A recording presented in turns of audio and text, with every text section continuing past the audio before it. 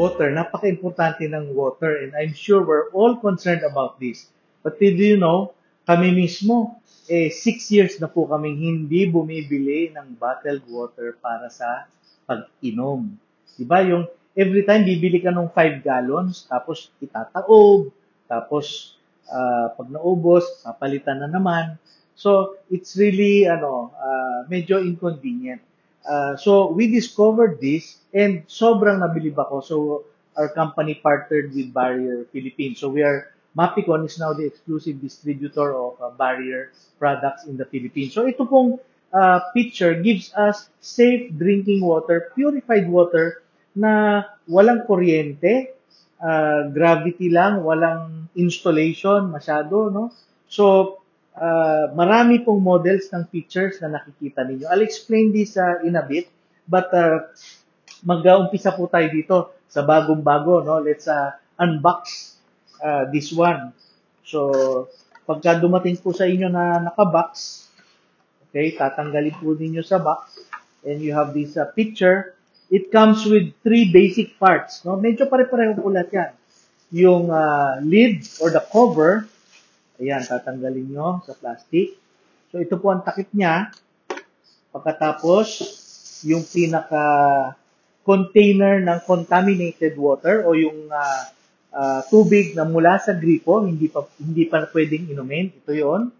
At, di syempre, mag-fit yung takip dyan sa ibabaw, no? Papatong yan.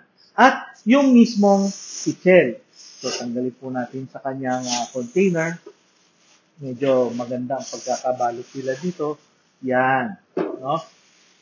Okay. At, syempre, hindi ganyan yan, ha? Yan. Okay. So, you see how it fits all together, no? This one, and that one, and that. And, sa loob nito, meron yung cartridge. Nandito yung cartridge mismo. So, lahat po ng bagong pitchel, merong kasama ng isang cartridge. So, bubuksan lamang po ninyo yung cartridge na yan. And it comes with a standard cartridge. What does the standard cartridge means? This is just right for tap water, yung sa ating mga gripo. And how does this work? Napakasimple. Siyempre, kung bago po ito, pwede nyo pong linisin naman lahat at hugasan, okay lang. But this one screws at the bottom, no, of the water container. So, isuscrew po ninyong ganyan. By the way, pagka bago po ito, i-shake po ninyo. No? I-shake po ninyo para medyo lumuag yung laman niya, resin, activated carbon, and all the components of the filter that you see inside. So, ito po yan. Suscrew po natin yan. So, once na-screw po yan, at dito natin po ilalagay yan, then, dito po ang feeding ng tubig. And then, papasok po dito yung cartridge. So, ito po, kasya po ito sa lahat. No matter what model we have. This is called Prime.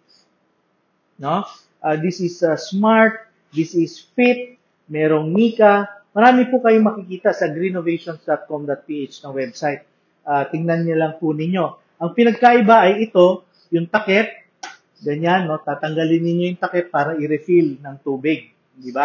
Pero itong cartridge niya, kasya po sa lahat. No? Kasya po siya sa lahat. Ayan. Okay? So, so ito tinatanggal. Ganyan. Meron namang Prime. Ito pong Prime, yung Optilite, no? Pipindutin nyo po for the first time, long press. Tapos, iilaw po siya. Yan. Green, okay ang cartridge. Yellow, medyo mag-ready na kayo ng reserva. Tapos, pag pula, palitan nyo na po yung cartridge. Paano niya alam? Paano ka niya alam? Well, ang cartridge po, standard po yan. Kaya po niyang i-filter ang 300 liters of water. So, whether maliit o malaki ang pitchel, nako-compute niya po yan sa tilt ng pitchel ninyo. So, pag tinilt niyan, may maliit na gyroscope po dyan, mame-measure niya po, bibilangin niya ilang litro, ilang ml ng tubig ang lumalabas, at pag itinindig niyo po ulit yan, iilaw, green. Buhos kayo ulit, no? Buhos kayo ulit sa baso, itindig niyo ulit, green pa.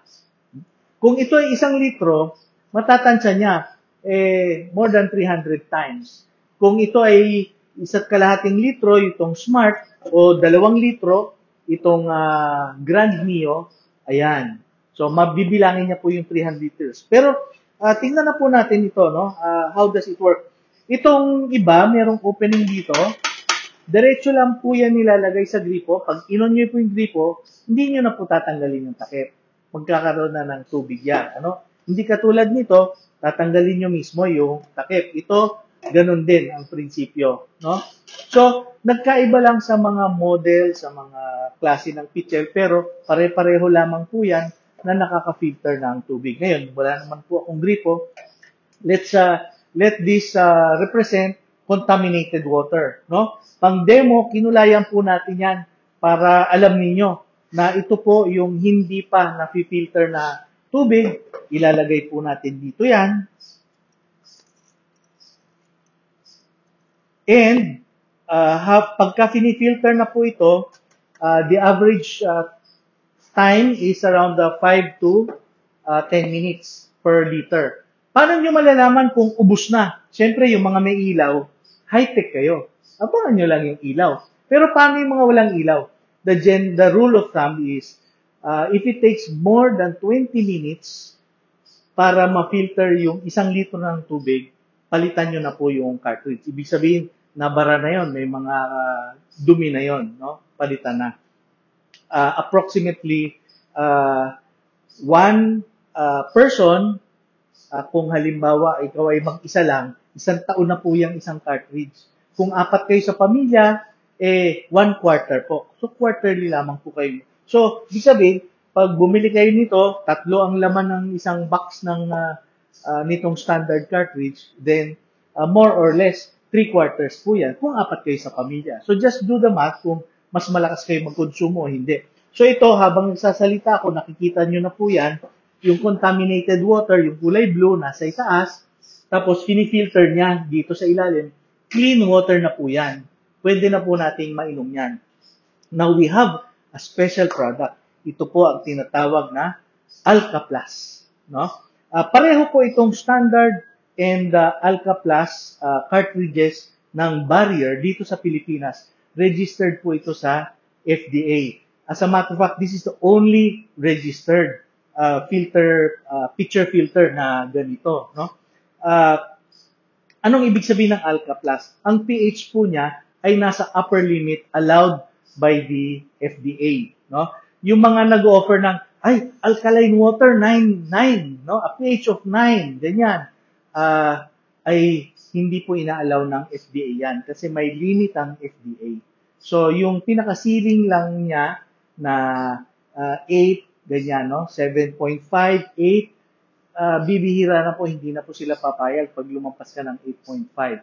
So, yan po ang binabantayan. At yan po ang Alka Plus. So, kung meron kayong issues, gusto nyo medyo basic, hindi acidic yung inyong tubig, ay nako, pwede nyo pong gamitin itong Alka Plus. So, we have 2 kinds, standard and Alka Plus. So, nakikita nyo po habang nagsasalita ako, kung medyo bago-bago po yung inyong pitcher, katulad nito, fresh cartridge, ay mabilis po. No? Ilang minuto pa lang tayo nagsasalita, ayan na. So, ito po ay 1 litro. So, na-filter na niya in less than 5 minutes. So, ito na po yon. At paano niyo ibubuhos? Pare-pareho lang po ang prinsipyo niyan. When you tilt, kusang because of gravity, umaakyat po ito. Yung iba, mas mabibigat, pwede niyong pindutin para tumulong. No? Pero karamihan, hindi na kasi gravity na ang magpapaandar sa kanya. And then, pwede niyo pong i-pour ito. So, yung lumalabas dito sa baba, galing dito, malinis na po yan. Remember, yung dito, yan ang contaminated water. So, ito po, malinis na water. Pwedeng-pwede. Hindi na talaga bibili ng bottled water, ng purified water. So, mula ngayon, let's be environment conscious. Conserve the processing of purified water, use these pitchers. Plus, may bonus pa po tayo. mag-ipon po kayo ng used cartridges. Kung makaipon po kayo ng isang dosena, no, 12 used cartridges, pwede po natin siyang palitan ng isang bago. Kung gusto niyo ng pichel, pwede naman. Mag-ipon po kayo ng 24 cartridges na used, no, gamit na, imbis na itapon nyo, ibigay nyo sa amin yung 24, papalitan namin ng bagong pichel. Siyempre, may kasamang cartridge din yun. So, I hope makakatipid tayo ng malaki at saka safe na safe tayo sa biyahe. Itong maliliit, depende sa refrigerator ninyo, kasyang-kasya din yan. So, may we all enjoy safe drinking water. God bless you.